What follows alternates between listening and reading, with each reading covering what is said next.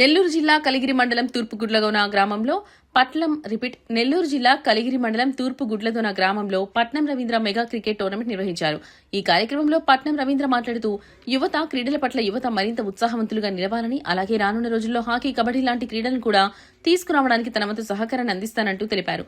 యువత క్రీడల్లోనే కాక రాజకీయాల్లో కూడా రాణించాలని, అప్పుడే దేశ భవిష్యత్తు బాగుపడుతుందని పేర్కొన్నారు.